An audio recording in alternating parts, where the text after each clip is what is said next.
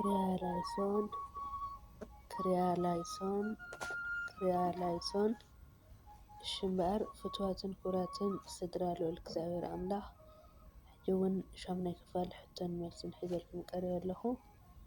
ሕቶ ቁፅሪ 1 ድሕሪ ትንሳኤ እታ ሻድሸይቲ መዓልቲ ወይ ድማ ዕለተ ቀዳም እንታይ ተባሂላ ትፅዋዕ? ሀ ቅድስት፣ ለ እንስት፣ ሐ ስዑር፣ መ መልሲ የለን። መልሲ ለ እንስት። ሕቶ ቁፅሪ 2 ድሕሪ ትንሳኤ እታ ሻብዒይቲ መዓልቲ ወይ ድማ ዕለተ ሰንበት ዳግማይ ትንሳኤ ትበሃል ብምንታይ ምኽንያት እዩ? ሀ ጎይታ ዳግማይ ካብ መቃብር ስለ ዝተንስአ፣ ለ ንሃዋርያ ቶማስ ክብል ጎይታ ንሃዋርያት ዳግማይ ስለ ዝተርኣዮም፣ ሐ መልሲ የለን።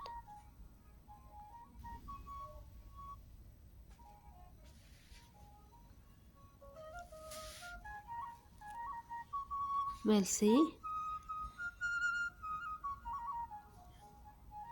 ለ ጎይታ ንሃዋርያት ንሃዋርያ ቅዱስ ቶማስ ክብል ብዕለተ ሰንበት ዳግማይ ስለ ዝተርኣዮም። ሕቶ ቁፅሪ 3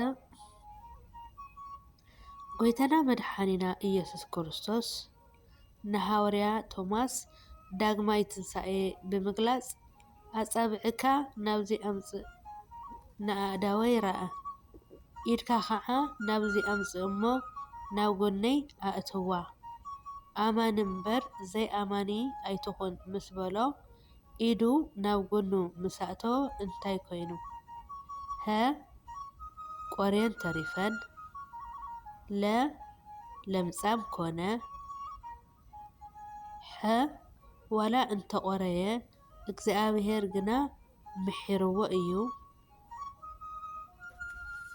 መ ሀን ሐን መልሲ እዮም።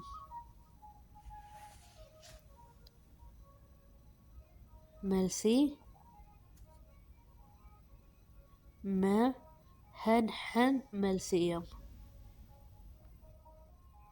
ሕቶ ቁፅሪ 4 በኩሪ ትንሳኤ ሙታንን ኣግሃድን እናተባህለ ዝፅዋዕ መን እዩ? ሀ ኣዳም፣ ለ ኣብርሃም፣ ሐ ጎይታና መድሓኒና ኢየሱስ ክርስቶስ፣ መ መልሲ የለን። መልሲ ሐ ጎይታና መድሓኒና ኢየሱስ ክርስቶስ።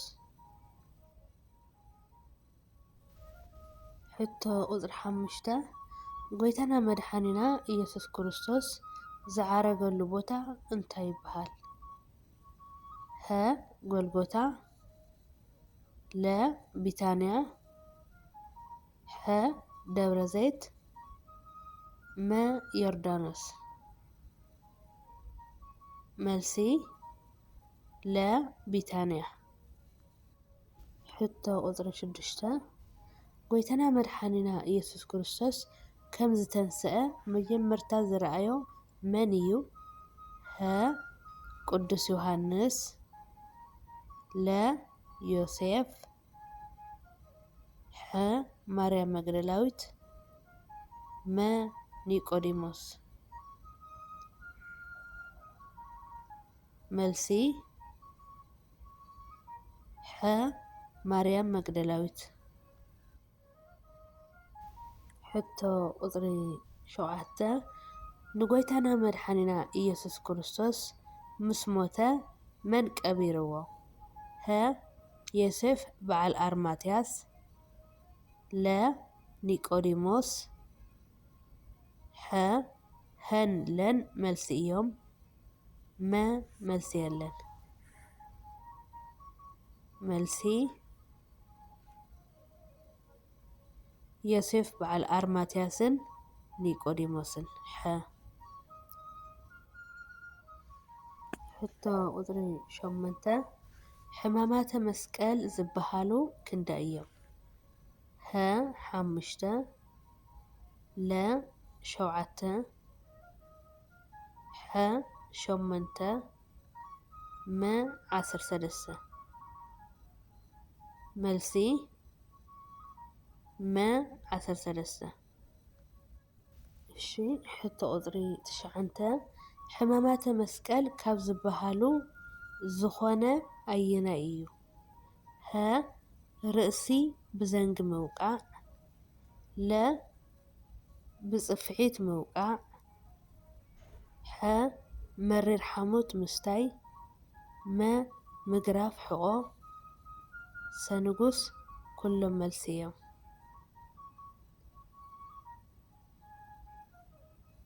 መልሲ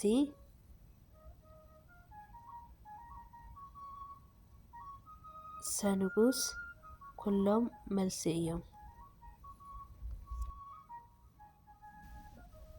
ሕቶ ቁፅሪ 10 ካብ 5 ቅንዋተ መስቀል ዝበሃሉ ዝኾነ ኣየናይ እዩ? ሀ ሳዶር ኣላዶር ለ ዶናት ኣዴራ ሐ ሮዳስ መ ኩሎም መልሲ እዮም። መልሲ መ ኩሎም መልሲ እዮም። ሕቶ ቁፅሪ 11 ንመጀመርያ ግዜ ንስኻ ክርስቶስ ወዲ ህያው ኣምላኽ ኢኻ ዝበለ መን እዩ?